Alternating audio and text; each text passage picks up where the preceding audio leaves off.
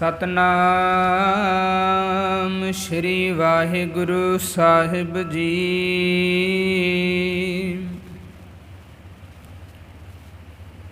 ਪੈਰੋ ਬਾਣੀ ਨਾਮ ਦੇਓ ਜੀਓ ਕੀ। ਘਰ ਪਹਿਲਾ ਇੱਕ ਓੰਕਾਰ। ਸਤਿਗੁਰ ਪ੍ਰਸਾਦ ਪਰ ਧਨ ਪਰ ਦਾਰਾ।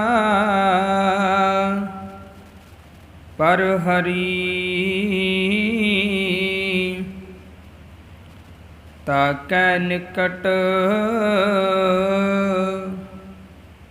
ਬਸੈ ਨਰ ਹਰੀ। ਜੋ ਨਾਮ ਭਜੰਤੇ ਨਾਰਾਇਣਾ ਤਿਨ ਕਾ ਮੈਂ ਨ ਕਰਉ ਦਰਸ਼ਨਾ। ਜੋ ਨਾਮ ਭਜੰਤੇ ਨਾਰਾਇਣਾ ਤਿਨ ਕਾ ਮੈਂ ਨ ਕਰਉ ਦਰਸ਼ਨਾ। ਰਹਾਉ ਜਿਨ ਕੈ ਭੀਤਰ ਹੈ ਅੰਤਰਾ। ਜੈਸੇ ਪਸ ਤੈਸੇ ਓਏ ਨਰਾ। ਪ੍ਰਣਵਤ ਨਾਮ ਦਿਓ ਨ ਕਹਿ ਬਿਨਾ। ਨਾ ਸੁਹੈ 32 ਲਖਨਾ। ਪ੍ਰਣਵਤ ਨਾਮ ਦਿਓ ਨ ਕਹਿ ਬਿਨਾ। ਨਾ ਸੋਹੈ 32 ਲਖਨਾ।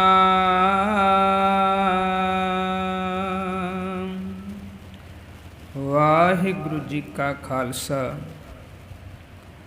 ਵਾਹਿਗੁਰੂ ਜੀ ਕੀ ਫਤਿਹ। ਪਰਮ ਸਨਮਾਨਯੋਗ ਜੁਗ ਜੁਗ ਅਟਲ ਚਵਰ ਛਤਰ ਤਖਤ ਦੇ ਮਾਲਕ ਗੁਰਗੱਦੀ ਤੇ ਬਿਰਾਜਮਾਨ ਸਾਰੀ ਮਨੁੱਖਤਾ ਦੇ ਸਾਂਝੇ ਰਹਿਬਰ ਸ਼ਬਦ ਗੁਰੂ ਧੰਨ ਧੰਨ ਸਤਿਗੁਰੂ ਸ੍ਰੀ ਗੁਰੂ ਗ੍ਰੰਥ ਸਾਹਿਬ ਜੀ ਮਹਾਰਾਜ ਸਤਿਗੁਰੂ ਜੀ ਦੀ ਪਾਵਨ ਪਵਿੱਤਰ ਹਜ਼ੂਰੀ ਦੇ ਅੰਦਰ ਸੁਸ਼ੋਭਿਤ ਹੋ ਬੈਠੇ ਅਤੀ ਸਤਿਕਾਰਯੋਗ ਸਤ ਸੰਗੀ ਪਿਆਰਿਓ ਵੱਡਿਆਂ ਪੱਗਾਂ ਵਾਲੇ ਹੋ। ਸਤਿਗੁਰੂ ਜੀ ਦੀ ਮੁਬਾਰਕ ਗੋਦ ਅੰਦਰ ਬੈਠ ਕੇ ਗੁਰਬਾਣੀ ਦਾ ਕੀਰਤਨ ਚੱਲ ਰਹੇ ਗੁਰੂ ਸ਼ਬਦਾਂ ਦੀ ਵਿਚਾਰ ਨੂੰ ਸਰਵਣ ਕਰਨ ਵਾਸਤੇ ਬੜੀ ਇਕਾਗਰਤਾ ਦੇ ਨਾਲ ਪਾਵਨ ਦਰਬਾਰ ਦੀਆਂ ਹਾਜ਼ਰੀਆਂ ਭਰਦੇ ਹੋ ਸਾਧ ਸੰਗਤ। ਆਓ ਰਲ ਮਿਲ ਕਰਕੇ ਗੁਰੂ ਸ਼ਬਦ ਦੀ ਵਿਚਾਰ ਦੇ ਨਾਲ ਜੁੜਨ ਦਾ ਯਤਨ ਕਰੀਏ ਸਾਧ ਸੰਗਤ। ਵਿਚਾਰਾਂ ਦੀ ਪ੍ਰਾਰੰਭਤਾ ਤੋਂ ਪਹਿਲਾਂ ਗੁਰੂ ਬਖਸ਼ੀ ਫਤਿਹ ਪ੍ਰਵਾਨ ਕਰੋ। ਅਦਬ ਪਿਆਰ ਸਤਿਕਾਰ ਦੇ ਨਾਲ ਆਖੋ ਜੀ ਵਾਹਿਗੁਰੂ ਜੀ ਕਾ ਖਾਲਸਾ ਵਾਹਿਗੁਰੂ ਜੀ ਕੀ ਫਤਿਹ। ਜਿਸ ਸ਼ਬਦ ਦਾ ਪਾਠ ਅਸੀਂ ਸਾਰਿਆਂ ਨੇ ਰਲ ਮਿਲ ਕਰਕੇ ਸਰਵਣ ਕੀਤਾ ਹੈ, ਇਹ ਸ਼ਬਦ ਭਗਤ ਨਾਮਦੇਵ ਜੀ ਤਿੰਨਾਂ ਦੀ ਮੁਬਾਰਕ ਰਸਨਾ ਤੋਂ ਉਚਾਰਨ ਕੀਤਾ ਹੋਇਆ। ਭੈਰੋ ਰਾਗ ਦੇ ਅੰਦਰ ਗੁਰੂ ਗ੍ਰੰਥ ਸਾਹਿਬ ਪਿਤਾ ਜੀ ਦੇ ਪਾਵਨ ਅੰਗ 1163 ਦੇ ਉੱਪਰ ਸ਼ੁਭਾਇਮਾਨ ਹੈ 63।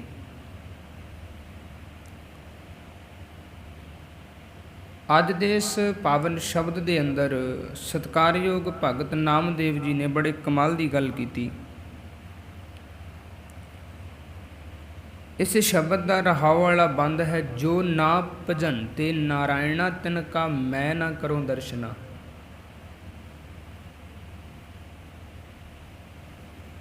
ਕਹਿੰਦੇ ਜਿਹੜੇ ਮਨੁੱਖ ਪਰਮਾਤਮਾ ਦਾ ਭਜਨ ਨਹੀਂ ਕਰਦੇ, ਪਰਮਾਤਮਾ ਨੂੰ ਚੇਤੇ ਨਹੀਂ ਕਰਦੇ,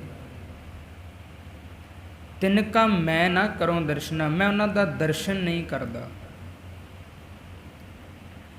ਮੈਂ ਉਹਨਾਂ ਦੇ ਕੋਲ ਬੈਠਦਾ ਨਹੀਂ, ਮੈਂ ਉਹਨਾਂ ਨਾਲ ਬਹਿਣ ਖਲੋਣ ਨਹੀਂ ਰੱਖਦਾ ਹਾਂ। ਕਿਉਂ? ਕਿਉਂਕਿ ਉਹ ਰੱਬ ਨੂੰ ਚੇਤੇ ਨਹੀਂ ਕਰਦੇ। ਇਹ ਜਿਹੜਾ ਦਰਸ਼ਨ ਸ਼ਬਦ ਆਇਆ ਨਾ ਸਾਧ ਸੰਗਤ, ਇਹ ਅਕਸਰ ਸਾਡੀ ਜ਼ਿੰਦਗੀ ਦੇ ਵਿੱਚ ਅਨੇਕਾਂ ਵਾਰ ਆਉਂਦਾ ਹੈ। ਸਾਧ ਸੰਗਤ ਇੱਕ ਦਿਨ ਵਿੱਚ ਵੀ ਕਈ ਵਾਰ ਆ ਜਾਂਦਾ ਹੈ। ਜਦੋਂ ਅਸੀਂ ਇਸ ਦਰਸ਼ਨ ਸ਼ਬਦ ਨੂੰ ਬਰੀਕੀ ਨਾਲ ਸਮਝਣ ਦਾ ਯਤਨ ਕਰਾਂਗੇ ਨਾ ਸਾਧ ਸੰਗਤ, ਤੇ ਗੱਲ ਬਹੁਤ ਕਲੀਅਰ ਹੋ ਜਾਏਗੀ। ਕਿਉਂਕਿ ਅਸੀਂ ਬਹੁਤ ਵਾਰ ਇਸ ਦਰਸ਼ਨ ਸ਼ਬਦ ਨੂੰ ਬੋਲਿਆ ਹੈ, ਪੜ੍ਹਿਆ ਹੈ, ਸੁਣਿਆ ਹੈ, ਪਰ ਦਰਸ਼ਨ ਸ਼ਬਦ ਆਪਣੇ ਆਪ ਵਿੱਚ ਕਿੰਨਾ ਕੁਝ ਸਮੋ ਕੇ ਬੈਠਾ, ਇਹਦੇ ਬਾਰੇ ਕਦੇ ਵਿਚਾਰਨ ਦਾ ਯਤਨ ਨਹੀਂ ਕੀਤਾ।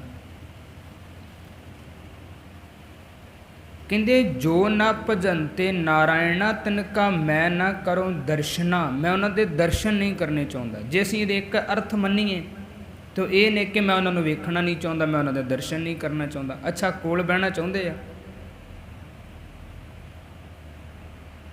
ਮੰਨ ਲਓ ਕਿ ਉਹ ਦੂਰ ਬੈਠੇ ਹੋਣ ਕਿਤੇ ਸਾਧ ਸੰਗਤ, ਉਹਨਾਂ ਦੀਆਂ ਗੱਲਾਂ ਸੁਣਨੀਆਂ ਚਾਹੁੰਦੇ ਆ ਭਲਾ? ਇੱਕ ਕੰਧ ਤੋਂ ਦੂਜੇ ਪਾਸੇ ਵਾਲੇ ਪਾਸੇ ਉਹ ਬੈਠਾ ਜਿਹੜਾ ਭਜਨ ਬੰਦਗੀ ਨਹੀਂ ਕਰਦਾ, ਕੰਧ ਤੋਂ ਦੂਜੇ ਵਾਲੇ ਪਾਸੇ ਭਗਤ ਨਾਮਦੇਵ ਜੀ ਬੈਠੇ ਆ, ਭਗਤ ਨਾਮਦੇਵ ਜੀ ਉਹਦੀਆਂ ਗੱਲਾਂ ਸੁਣਨੀਆਂ ਚਾਹੁੰਦੇ ਆ ਭਲਾ? ਭਗਤ ਨਾਮਦੇਵ ਜੀ ਉਹਦੀਆਂ ਗੱਲਾਂ ਕਿਉਂ ਸੁਣਨਗੇ ਭਲਾ? ਜਦੋਂ ਦਰਸ਼ਨ ਹੀ ਨਹੀਂ ਕਰਨਾ ਚਾਹੁੰਦੇ। ਦਰਸ਼ਨ ਵਿੱਚ ਬਹੁਤ ਕੁਝ ਆਉਂਦਾ ਹੈ, ਧਿਆਨ ਨਾਲ ਸੁਣਿਓ ਆ ਗੱਲ। ਜਿਹੜਾ ਦਰਸ਼ਨ ਸ਼ਬਦ ਹੈ ਨਾ ਸਾਧ ਸੰਗਤ, ਉਹ ਸਾਡੀ ਜ਼ਿੰਦਗੀ ਵਿੱਚ ਅਨੇਕਾਂ ਵਾਰ ਬੋਲਿਆ ਜਾਂਦਾ ਹੈ, ਸੁਣਿਆ ਜਾਂਦਾ ਹੈ, ਲਿਖਿਆ ਜਾਂਦਾ ਹੈ, ਪੜ੍ਹਿਆ ਜਾਂਦਾ ਹੈ। ਇੱਕ ਦਿਨ ਵਿੱਚ ਵੀ ਸਾਧ ਸੰਗਤ ਕਈ ਵਾਰਾਂ ਬੋਲਿਆ ਜਾਂਦਾ। ਇਹ ਸ਼ਬਦ ਬਾਹਰੀ ਤੌਰ ਤੇ ਬੜਾ ਸੌਖਾ ਲੱਗਦਾ, ਬੜਾ ਸੁਖੈਨ ਜਿਹਾ ਲੱਗਦਾ ਬਾਹਰੀ ਤੌਰ 'ਤੇ, ਪਰ ਜੇ ਅਸੀਂ ਉਹਨੂੰ ਵਿਚਾਰਨ ਦਾ ਯਤਨ ਕਰੀਏ ਤੇ ਸਾਧ ਸੰਗਤ ਇਸ ਸ਼ਬਦ ਦੀ ਬਹੁਤ ਗਹਿਰਾਈ ਹੈ, ਆਪਣੇ ਆਪ ਵਿੱਚ ਬਹੁਤ ਗਹਿਰਾਈ ਵਾਲਾ ਸ਼ਬਦ ਹੈ ਦਰਸ਼ਨ। ਸਤਿਕਾਰਯੋਗ ਭਾਈ ਕਾਨ੍ਹ ਸਿੰਘ ਨਾਭਾ ਜੀ, ਜਿਨ੍ਹਾਂ ਨੇ ਮਹਾਨ ਕੋਸ਼ ਲਿਖਿਆ ਸਾਧ ਸੰਗਤ, ਉਹਨਾਂ ਨੇ ਦਰਸ਼ਨ ਸ਼ਬਦ ਦੀਆਂ ਨਾ 4 ਕਿਸਮਾਂ ਲਿਖੀਆਂ ਨੇ, 4 ਕਿਸਮਾਂ। ਪਹਿਲੇ ਨੰਬਰ 'ਤੇ ਉਹਨਾਂ ਨੇ ਇਹ ਦੱਸਿਆ ਕਿ ਇੱਕ ਹੁੰਦਾ ਹੈ ਸਰਵਨ ਦਰਸ਼ਨ,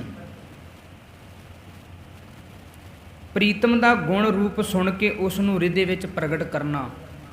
ਸੁਣਨਾ, ਉਹਦੇ ਗੁਣਾਂ ਨੂੰ ਸੁਣਨਾ, ਉਹਦੇ ਬਾਰੇ ਸੁਣਨਾ, ਸੁਣ ਕੇ ਹਿਰਦੇ ਵਿੱਚ ਪ੍ਰਗਟ ਕਰ ਲੈਣਾ। ਦੂਜੇ ਦਰਸ਼ਨ ਬਾਰੇ ਲਿਖਿਆ ਉਹਨਾਂ ਕਹਿੰਦੇ ਚਿੱਤਰ ਦਰਸ਼ਨ, ਜਿਹਦੇ ਨਾਲ ਮੁਹੱਬਤ ਹੈ, ਜਿਹਦੇ ਨਾਲ ਪਿਆਰ ਹੈ, ਜਿਹੜਾ ਸਾਡਾ ਪ੍ਰੀਤਮ ਹੈ, ਉਹਦੀ ਮੂਰਤ ਦੇ ਦੀਦਾਰ ਕਰਨੇ। ਤੀਜੇ ਦੀ ਗੱਲ ਕੀਤੀ, ਕਹਿੰਦੇ ਸੁਪਨ ਦਰਸ਼ਨ, ਜਿਹਦੇ ਨਾਲ ਪਿਆਰ ਹੈ, ਜਿਹਦੇ ਨਾਲ ਮੁਹੱਬਤ ਹੈ, ਉਹਦਾ ਸੁਪਨੇ ਵਿੱਚ ਆ ਜਾਣਾ। ਚੌਥਾ ਹੈ ਪ੍ਰਤੱਖ ਦਰਸ਼ਨ, ਜਿਹਦੇ ਨਾਲ ਅਸੀਂ ਪਿਆਰ ਕਰਦੇ ਹਾਂ ਨਾ ਸਾਧ ਸੰਗਤ, ਉਹਦੇ ਪ੍ਰਤੱਖ ਰੂਪ ਵਿੱਚ ਦਰਸ਼ਨ ਕਰਨਾ, ਪ੍ਰਤੱਖ ਰੂਪ ਵਿੱਚ ਵੇਖਣਾ ਉਹਨੂੰ। ਸਰਵਨ ਦਰਸ਼ਨ, ਸੁਪਨ ਦਰਸ਼ਨ, ਪ੍ਰਤੱਖ ਦਰਸ਼ਨ ਤੇ ਚਿੱਤਰ ਦਰਸ਼ਨ। ਦੁਬਾਰੇ ਸੁਣਿਓ, ਇਹ ਗੱਲ ਬਹੁਤ ਸਾਡੇ ਜੀਵਨ ਵਿੱਚ ਕੰਮ ਆਉਣ ਵਾਲੀ ਹੈ।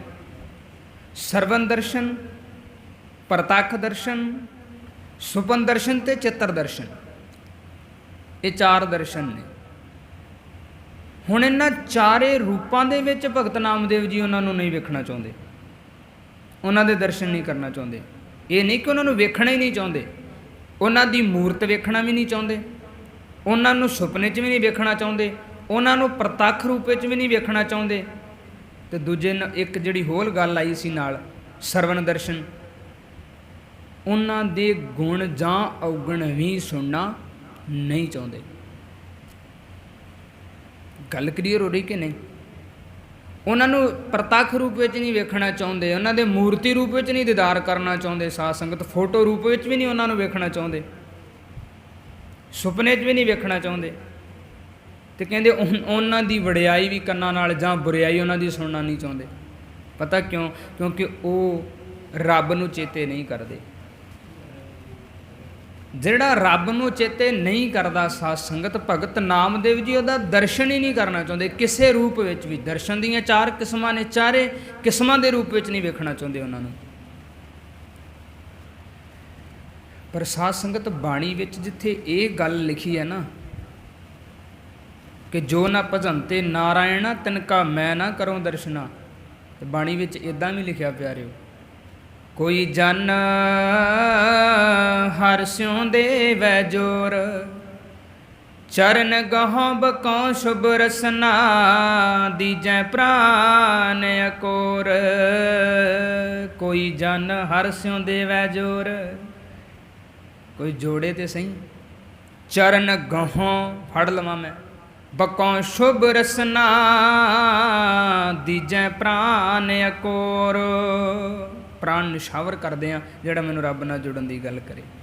ਮੇਰੇ ਹਰ ਪ੍ਰੀਤਮ ਕੀ ਕੋਈ ਬਾਤ ਸੁਣਾਵੇ, ਸੋ ਭਾਈ ਸੋ ਮੇਰਾ ਵੀਰ। ਮੇਰਾ ਭਰਾ ਹੈ ਜਿਹੜਾ ਹਰੀ ਪ੍ਰੀਤਮ ਦੀ ਕੋਈ ਗੱਲ ਸੁਣਾਵੇ, ਮੇਰਾ ਗੂੜਾ ਨਾਤਾ ਹੈ ਸਾਧ ਸੰਗਤ ਉਹਦੇ ਨਾਲ। ਜਿਹੜਾ ਰੱਬ ਦੇ ਘਰ ਦੀ ਗੱਲ ਸੁਣਾਵੇ, ਗੁਰੂ ਨਾਨਕ ਦੇ ਘਰ ਦੀ ਗੱਲ ਸੁਣਾਵੇ, ਮੈਂ ਉਹਦਾ ਸਤਿਕਾਰ ਕਰਦਾ, ਮੈਂ ਉਹਦੇ ਨਾਲ ਪਿਆਰ ਰੱਖਣਾ ਚਾਹੁੰਦਾ, ਮੈਂ ਉਹਦੇ ਨਾਲ ਪਿਆਰ ਕਰਨਾ ਚਾਹੁੰਦਾ। ਪਤਾ ਕਿਉਂ? ਕਿਉਂਕਿ ਉਹਨੂੰ ਆਪ ਗੁਰੂ ਨਾਨਕ ਦੇ ਘਰ ਦੀਆਂ ਗੱਲਾਂ ਬਾਰੇ ਪਤਾ, ਉਹ ਮੈਨੂੰ ਵੀ ਦੱਸ ਸਕਦਾ। ਉਹਨੂੰ ਰੱਬ ਬਾਰੇ ਪਤਾ, ਉਹ ਮੈਨੂੰ ਵੀ ਦੱਸ ਸਕਦਾ। ਮੈਂ ਉਹਦੇ ਨਾਲ ਪਿਆਰ ਬਣਾ ਕੇ ਰੱਖਣਾ ਚਾਹੁੰਦਾ। ਤੇ ਜਿਹੜਾ ਸਾਧ ਸੰਗਤ ਰੱਬ ਦੇ ਨਾਲ ਨਹੀਂ ਜੁੜਿਆ, ਜਿਹਨੂੰ ਰੱਬ ਬਾਰੇ ਨਹੀਂ ਪਤਾ, ਜੋ ਨਾ ਭਜੰਤੇ ਨਾਰਾਇਣਾ, ਜਿਹੜੇ ਨਾਰਾਇਣ ਨੂੰ ਚੇਤੇ ਨਹੀਂ ਕਰਦੇ, ਤੇ ਸਾਧ ਸੰਗਤ ਭਗਤ ਨਾਮਦੇਵ ਜੀ ਕਹਿੰਦੇ ਫਿਰ ਅਸੀਂ ਉਹਨਾਂ ਦੇ ਦਰਸ਼ਨ ਵੀ ਨਹੀਂ ਕਰਨਾ ਚਾਹੁੰਦੇ। ਅਸੀਂ ਨਹੀਂ ਉਹਨਾਂ ਦੀਆਂ ਗੱਲਾਂ ਵੀ ਨਹੀਂ ਸੁਣਨੀਆਂ ਚਾਹੁੰਦੇ, ਅਸੀਂ ਪ੍ਰਤੱਖ ਰੂਪ ਵਿੱਚ ਵੀ ਦਰਸ਼ਨ ਨਹੀਂ ਕਰਨਾ ਚਾਹੁੰਦੇ, ਅਸੀਂ ਉਹਨਾਂ ਨੂੰ ਸੁਪਨੇ ਵਿੱਚ ਵੀ ਨਹੀਂ ਵੇਖਣਾ ਚਾਹੁੰਦੇ, ਅਸੀਂ ਉਹਨਾਂ ਨੂੰ ਮੂਰਤੀ ਰੂਪ ਵਿੱਚ ਨਹੀਂ ਵੇਖਣਾ ਚਾਹੁੰਦੇ। ਸਾਨੂੰ ਕੀ ਲੋੜ ਪਈ ਉਹਨਾਂ ਦੀ? ਜਿਨ੍ਹਾਂ ਨੂੰ ਸਮਝ ਹੋਏਗੀ, ਜਿਨ੍ਹਾਂ ਨੂੰ ਗਿਆਨ ਹੋਏਗੀ, ਜਿਨ੍ਹਾਂ ਅੰਦਰ ਲਿਆਕਤ ਹੋਏਗੀ, ਉਹਨਾਂ ਕੋਲ ਬਹਿ ਕੇ ਤੇ ਕੁਝ ਮਿਲ ਸਕਦਾ। ਜਿਨ੍ਹਾਂ ਦੇ ਆਪਣੇ ਪੱਲੇ ਕੱਖ ਨਹੀਂ, ਉਹ ਦੂਜਿਆਂ ਨੂੰ ਕੀ ਦੇ ਸਕਦੇ ਆ ਪਿਆਰਿਓ? ਜਿਨ੍ਹਾਂ ਦੇ ਆਪਣੇ ਅੰਦਰ ਲਿਆਕਤ ਨਹੀਂ ਹੋਏਗੀ। ਸਾਧ ਸੰਗਤ ਅਰਦਾਸ ਜਦੋਂ ਅਸੀਂ ਕਰਦੇ ਹਾਂ ਨਾ ਸਾਧ ਸੰਗਤ, ਤੇ ਅਖੀਰ ਦੇ ਉੱਤੇ ਬੜੇ ਪਿਆਰੇ ਸ਼ਬਦ ਆਉਂਦੇ ਆ, ਸਹੀ ਪਿਆਰੇ ਮੇਲ ਜਿੰਨਾ ਮਿਲਿਆ ਤੇਰਾ ਨਾਮ ਚਿਤੇ ਆਵੇ। ਸਹੀ ਪਿਆਰੇ ਮੇਲ, ਮਾਲਕ ਜੀ ਉਹਨਾਂ ਨਾਲ ਮਿਲਾਪ ਕਰਵਾਓ। ਅਰਦਾਸ ਹੀ ਹੈ, ਤਰਲਾ ਹੀ ਹੈ ਸਾਧ ਸੰਗਤ। ਇਹ ਤਰਲਾ ਲਿਆ ਜਾ ਸਕਦਾ। ਅਸੀਂ ਰੋਜ਼ਾਨਾ ਹੀ ਸਿੱਖ ਜਦੋਂ 2 ਵਕਤ ਅਰਦਾਸ ਕਰਦਾ ਹੈ, ਸਵੇਰੇ ਤੇ ਸ਼ਾਮ ਨੂੰ, ਤਾਂ ਇਹ ਤਰਲਾ ਲੈਂਦਾ ਹੈ, ਮਾਲਕ ਜੀ ਸਹੀ ਪਿਆਰੇ ਮੇਲ ਉਹਨਾਂ ਨਾਲ ਮਿਲਾਪ ਕਰਾਓ ਜਿੰਨਾ ਮਿਲਿਆ ਤੇਰਾ ਨਾਮ ਚਿਤ ਆਵੇ। ਨਾਨਕ ਨਾਮ ਚੜ੍ਹਦੀ ਕਲਾ, ਤੇਰੇ ਭਾਣੇ ਸਰਬੱਤ ਦਾ ਭਲਾ। ਅਖੀਰ ਵਿੱਚ ਜਿਹੜਾ ਇਹ ਬੰਦਾ ਹੈ, ਆਪਣੇ ਆਪ ਵਿੱਚ ਹੀ ਬੜਾ ਕੁਝ ਸਮੋ ਕੇ ਬੈਠਾ ਪਿਆਰਿਓ ਅਰਦਾਸ ਦਾ। ਸਹੀ ਪਿਆਰੇ ਮੇਲ ਜਿੰਨਾ ਮਿਲਿਆ ਤੇਰਾ ਨਾਮ ਚਿਤ ਆਵੇ, ਨਾਨਕ ਨਾਮ ਚੜ੍ਹਦੀ ਕਲਾ, ਤੇਰੇ ਭਾਣੇ ਸਰਬੱਤ ਦਾ ਭਲਾ। ਸਤਿਗੁਰੂ ਜੀ ਤੁਹਾਡੇ ਚਰਨਾਂ 'ਚ ਅਰਦਾਸ ਹੈ, ਉਹਨਾਂ ਨਾਲ ਮਿਲਾਪ ਕਰਾਓ ਜਿਹੜੇ ਤੁਹਾਡੇ ਬਾਰੇ ਦੱਸਣ। ਸਤਿਗੁਰੂ ਜੀ ਤੁਹਾਡੇ ਚਰਨਾਂ 'ਚ ਅਰਦਾਸ ਹੈ ਕਿ ਤੁਸੀਂ ਸਰਬੱਤ ਦਾ ਭਲਾ ਕਰੋ, ਕਿਸੇ ਇੱਕ ਦਾ ਨਹੀਂ। ਇੱਥੋਂ ਬੜਾ ਕੁਝ ਗਵਾ ਜਾਂਦਾ। ਈਰਖਾ, ਦਵੈਸ਼ ਭਾਵਨਾਵਾਂ, ਸਾਰਾ ਕੁਝ, ਜਾਤੀ ਬਰਾਦਰੀ, ਈਰਖਾ, ਨਫ਼ਰਤ, ਸਾਰਾ ਕੁਝ ਖਤਮ ਹੋ ਜਾਂਦਾ। ਇਹ ਇੱਥੇ ਫਿਰ ਸਾਧ ਸੰਗਤ ਮਨੁੱਖਤਾ ਦੇ ਨਾਲ ਪਿਆਰ ਦੀ ਗੱਲ ਜਿਹੜੀ ਇੱਥੇ ਆ ਕੇ ਸਾਧ ਸੰਗਤ ਉਹ ਸਾਡੇ ਜੀਨ ਵਿੱਚ ਪੈਦਾ ਹੋ ਜਾਂਦੀ। ਨਾਨਕ ਨਾਮ ਚੜ੍ਹਦੀ ਕਲਾ, ਤੇਰੇ ਭਾਣੇ ਸਰਬੱਤ ਦੇ ਭਲੇ ਦੀ ਗੱਲ ਚੱਲਦੀ ਨਾ, ਫਿਰ ਨਫ਼ਰਤ ਗਵਾਚ ਜਾਂਦੀ ਹੈ, ਫਿਰ ਉੱਥੇ ਪਿਆਰ ਪੈਦਾ ਹੁੰਦਾ ਹੈ। ਔਰ ਜਿੰਨਾ ਚਿਰ ਤੱਕ ਸਮਾਜ ਦਾ ਇੱਕ ਦੂਜੇ ਨਾਲ ਪਿਆਰ ਰਹੇਗਾ ਨਾ ਸਾਧ ਸੰਗਤ, ਉਹਨਾਂ ਚਿਰ ਜੀਵਨ ਦਾ ਆਨੰਦ ਲਿਆ ਜਾ ਸਕਦਾ। ਜਦੋਂ ਦੁਸ਼ਮਣੀਆਂ ਪੈ ਜਾਣ, ਫਿਰ ਜੀਵਨ ਦਾ ਆਨੰਦ ਕਿਤੇ ਨਾ ਕਿਤੇ ਗਵਾਚ ਜਾਂਦਾ ਹੈ ਪਿਆਰੇ। ਫਿਰ 2 ਧਿਰਾਂ ਆਪਸ ਵਿੱਚ ਧਰਮ ਦੀ ਆੜ ਵਿੱਚ ਲੜਦੀਆਂ ਨੇ। ਹਾਲਾਂਕਿ ਸਾਧ ਸੰਗਤ ਉਹਨਾਂ ਦਾ, ਜਿਹੜੇ ਲੜਾਈ ਕਰਾਉਣ ਵਾਲੇ ਹੁੰਦੇ, ਉਹਨਾਂ ਦਾ ਮਕਸਦ ਕੁਝ ਆਪਣਾ ਹੁੰਦਾ ਹੈ।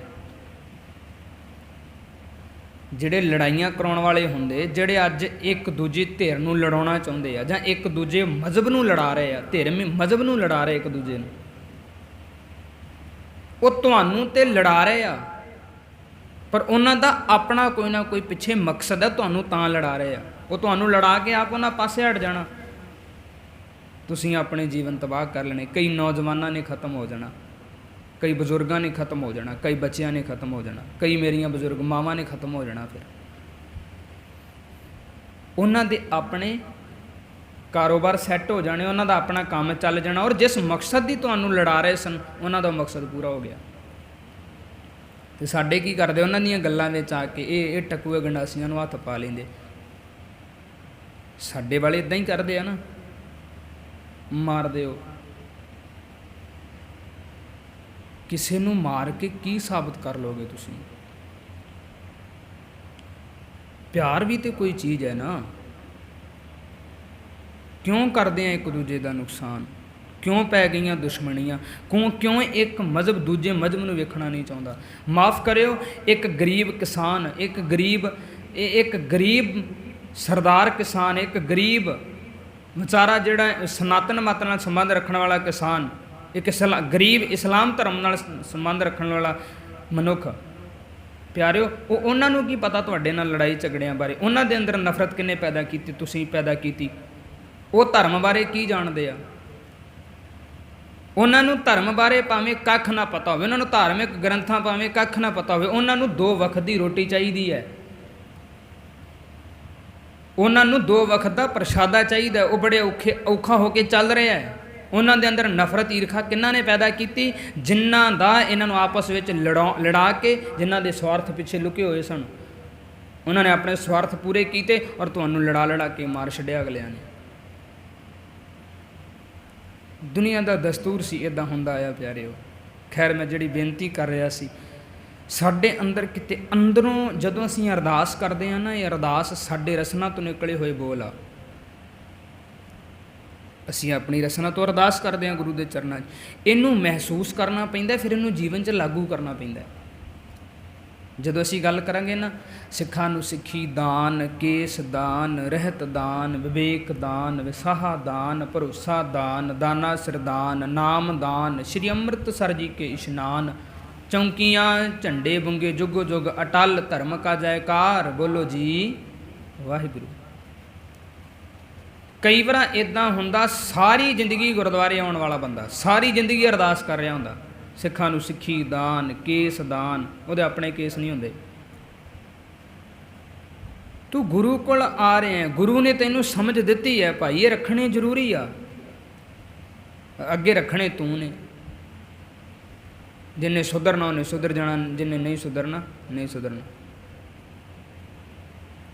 ਕਈਆਂ ਦੀਆਂ ਸਾਰੀ ਜ਼ਿੰਦਗੀ ਅਰਦਾਸ ਕਰਦਿਆਂ ਲੰਘ ਜਾਂਦੀ। ਸਹੀ ਪਿਆਰੇ ਮੇਲ ਜਿੰਨਾ ਮਿਲਿਆ ਤੇਰਾ ਨਾਮ ਚਿਤ ਆਵੇ, ਨਾਨਕ ਨਾਮ ਚੜ੍ਹਦੀ ਕਲਾ ਤੇਰੇ ਭਾਣੇ। ਦੁਸ਼ਮਣੀ ਗਵਾਂਢੀਆਂ ਨਾਲ ਵੀ ਪਈ ਹੁੰਦੀ, ਵੇਖਣਾ ਭਰਾ ਨੂੰ ਵੀ ਨਹੀਂ ਚਾਹੁੰਦਾ ਅਗਲਾ।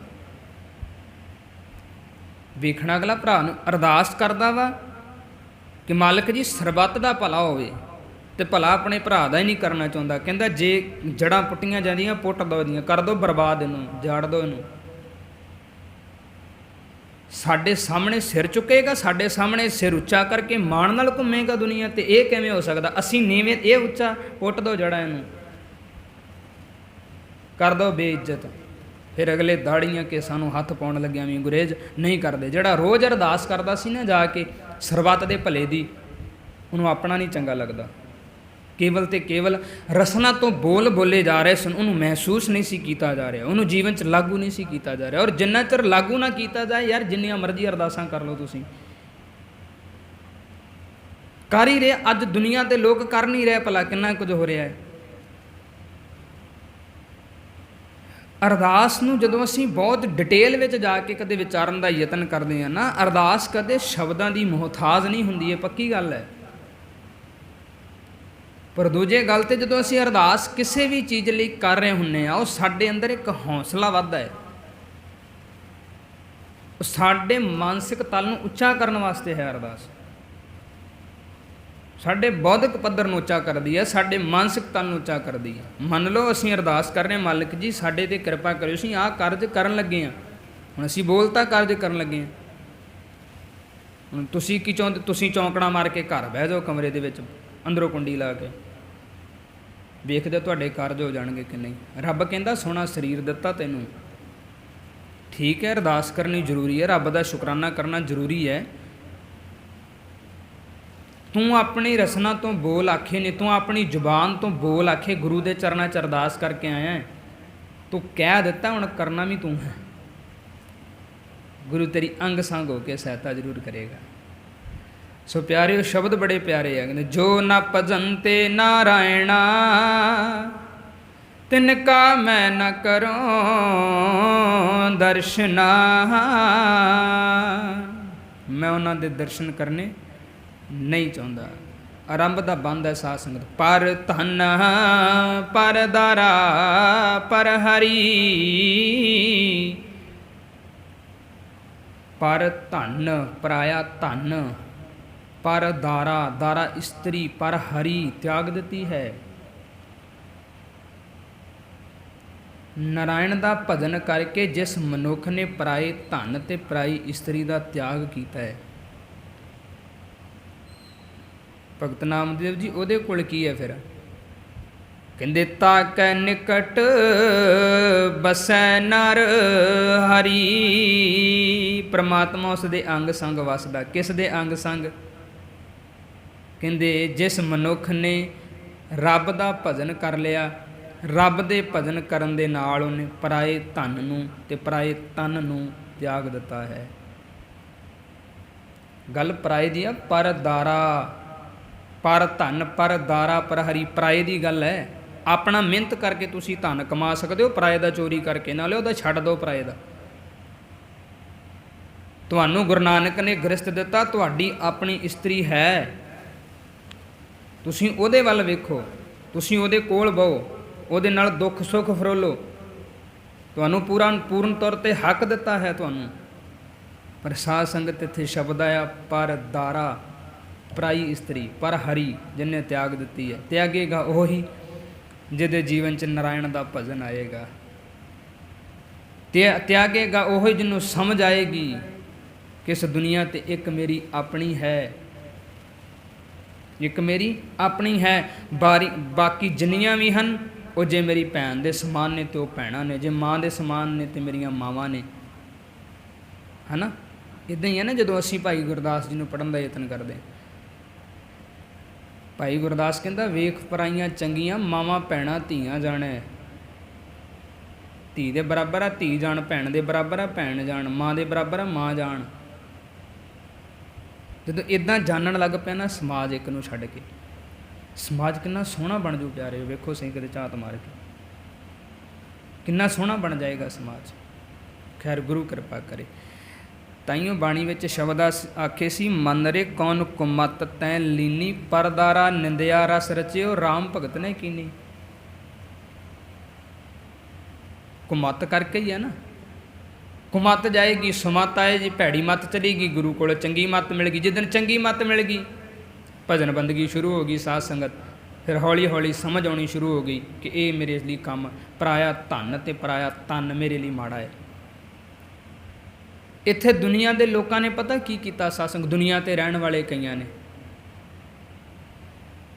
ਇਹ ਕੀ ਕੀਤਾ? ਘਰ ਆਪਣੀ ਇਸਤਰੀ ਛੱਡ ਛੱਡੀ ਸਾਧ ਸੰਗਤ।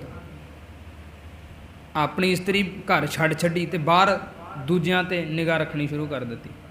ਖੁੱਲ੍ਹ ਕੇ ਸ਼ਬਦ ਆਖੇ ਬਾਣੀ ਵਿੱਚ ਸਾਧ ਸੰਗਤ, ਸੁਣਿਓ ਧਿਆਨ ਨਾਲ, ਬੜੇ ਪਿਆਰੇ ਸ਼ਬਦ ਹੈ। ਖੁੱਲ੍ਹ ਕੇ ਆਖੇ, ਕਿਤੇ ਮਾਸਾ ਜਿੰਨਾ ਵੀ ਗੁਰੇਜ਼ ਨਹੀਂ ਕੀਤਾ। ਪੁੰਗਰ ਤਾਪ ਗੇਰੀ ਕੇ ਬਸਤਰਾ, ਆਪਦਾ ਕਾ ਮਾਰਿਆ ਗ੍ਰਹਿ ਤੇ ਨਸਤਾ, ਦੇਸ਼ ਛੋੜ ਪਰਦੇਸੈ ਧਾਇਆ, ਪੰਚ ਚੰਡਾਲ ਨਾਲੇ ਲੈ ਆਇਆ, ਕਾਨ ਫਰਾਏ ਹਿਰਾਏ ਟੂਕਾ, ਘਰ ਘਰ ਤੇ ਮੰਗੇ ਤ੍ਰਿਪਤਾਵਨ ਤੇ ਚੂਕਾ, ਬਨਤਾ ਛੋੜ ਬਦ ਨਦਰ ਪਰ ਨਾਰੀ, ਵੇਸ ਨਾ ਪਾਈਐ ਮਹਾ ਦੁਖਿਆਰੀ। ਆਏ ਨਾ ਸ਼ਬਦ, ਬਨਤਾ ਛੋੜ, ਬਨਤਾ ਇਸਤਰੀ ਆਪਣੀ, ਬਨਤਾ ਛੋੜ ਬਦ ਨਦਰ ਪਰ ਨਾਰੀ, ਵੇਸ ਨਾ ਪਾਈਐ ਮਹਾ ਦੁਖਿਆਰੀ, ਬੋਲੇ ਨਾਹੀਂ ਹੋਏ ਬੈਠਾ ਮੋਨੀ। ਬੋਲਦਾ ਨਹੀਂ, ਮੌਨ ਧਾਰਨ ਕਰਕੇ ਬੈਠਾ। ਬੋਲੇ ਨਹੀਂ ਹੋਏ ਬੈਠਾ ਮੋਨੀ, ਅੰਤਰ ਕਲਪ ਭਵਾਈਐ ਜੋਨੀ, ਅੰਨ ਤੇ ਰਹਤਾ ਦੁਖ ਦੇਹੀ ਸਹਤਾ, ਹੁਕਮ ਨਾ ਬੂਝੈ ਵਿਆਪਿਆ ਮਮਤਾ। ਹੁਕਮ ਨੂੰ ਬੁੱਝਦਾ ਨਹੀਂ, ਕਿਉਂ? ਕਿਉਂਕਿ ਮਮਤਾ 'ਚ ਪਿਆ ਹੈ। ਜਿਤਨਾ ਚਿਰ ਮਮਤਾ 'ਚ ਉਹਨਾਂ ਚਿਰ ਕਿੰਨਾ ਹੁਕਮ ਮੰਨਿਆ ਜਾਏਗਾ। ਹੁਕਮ ਵਾਲੀ ਤੇ ਬਾਤ ਹੀ ਗਵਾ ਜਾਏਗੀ ਜੇਨ 'ਚ। ਮਨ ਰੇ ਕੌਣ ਕੁਮਤ ਤੈਂ ਲੀਨੀ, ਕਿਹੜੀ ਭੈੜੀ ਮਤ ਲੈ ਲਈ। ਮਨ ਰੇ ਕੌਣ ਕੁਮਤ ਤੈਂ ਲੀਨੀ, ਪਰ ਦਾਰਾ ਨਿੰਦਿਆ ਰਸ ਰਚਿਓ ਰਾਮ ਭਗਤ ਨੇ ਕੀਨੀ।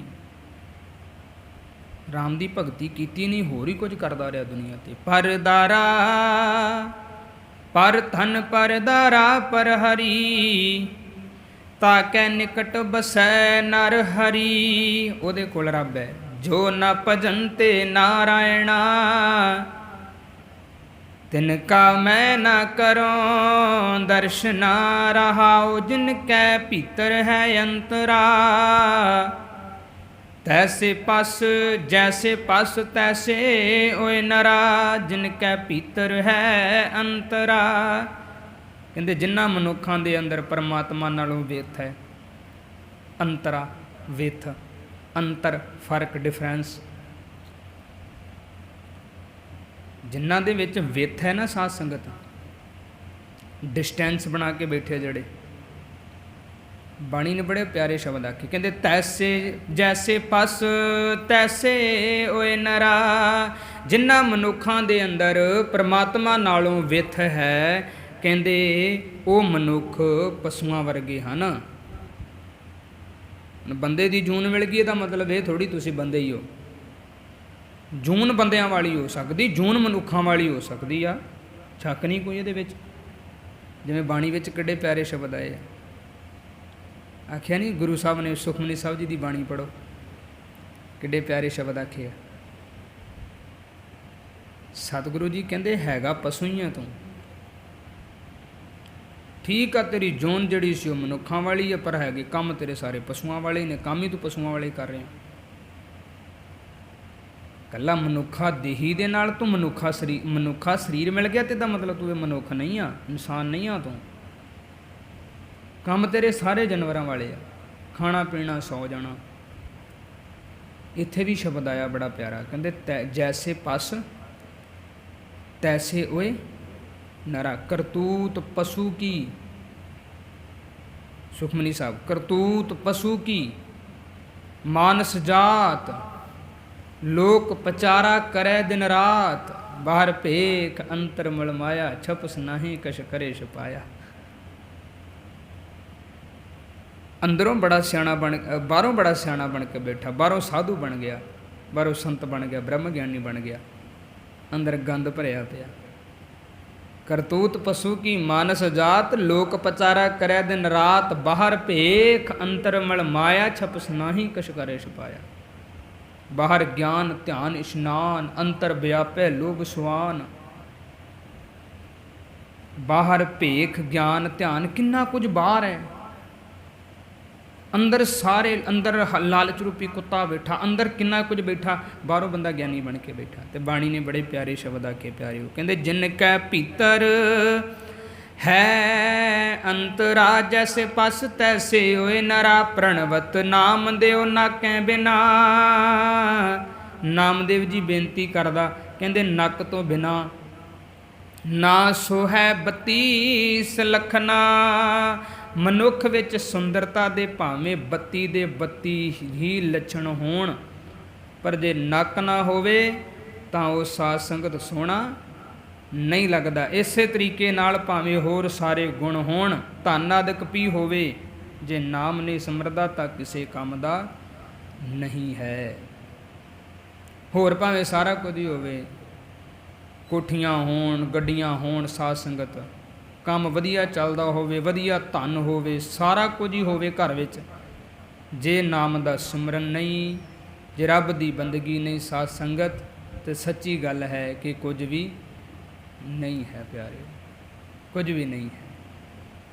ਇਸੇ ਕਰਕੇ ਬਾਰ-ਬਾਰ ਬੇਨਤੀ ਕਰਦੇ ਹਾਂ ਪਿਆਰਿਓ, ਗੁਰੂ ਕਿਰਪਾ ਕਰੇ ਸਾਡੀ ਸਮਝ ਵਿੱਚ ਇਹ ਗੱਲਾਂ ਆ ਜਾਣ।